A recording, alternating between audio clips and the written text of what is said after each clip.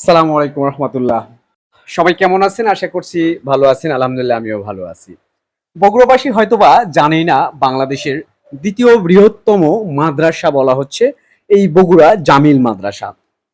১৯৭৭ সালের পটিয়া মাদ্রাসার মোহতামিম মোহাম্মদ ইউনুসের সাথে পরামর্শ করে তিনি জামিল মাদ্রাসার ছাত্র ইউসুফ নিজামীকে মোহতামিম এবং ইয়াকুবকে নায়েবে মোহতামিম নিযুক্ত করে মাদ্রাসা চালাতে বলেন। ইউসুফ নিজামী হুজুর ৩৩ বছর পর্যন্ত এই মাদ্রাসা পরিচালনা করেন। এরপর অনেকেই দায়িত্ব নেন। বর্তমানে এই মাদ্রাসায় ছাত্র সংখ্যা প্রায় ৩,০০০-এর কাছাকাছি, শিক্ষক সংখ্যাও শতাধিক। ১৯৬৭ সালে এই মাদ্রাসাকে দাওরা হাদিস অর্থাৎ মাস্টার্সের সমমর্যাদায় চালু হয়। বর্তমানে এখানে তাফসির, আরবি শিক্ষা, তাজবিদ, ইফতা অর্থাৎ ইসলামী আইন গবেষণা বিভাগ রয়েছে। স্বাধীনতা পরবর্তী সময়ে জামিল গ্রুপের মালিক করাচি চলে গেলে মাদ্রাসায় সাময়িক বন্ধ হয়ে যায়। তবে তৎকালীন বগুড়া জেলার খাদ্য নিয়ন্ত্রণ কর্মকর্তা আব্দুল কাইমের তৎপরতায় মাদ্রাসাটি পুনরায় চালু হয়। ১৯৭৩ সালের দুর্ভিক্ষের সময় মাদ্রাসাটি প্রায় বন্ধ হওয়ার উপক্রম।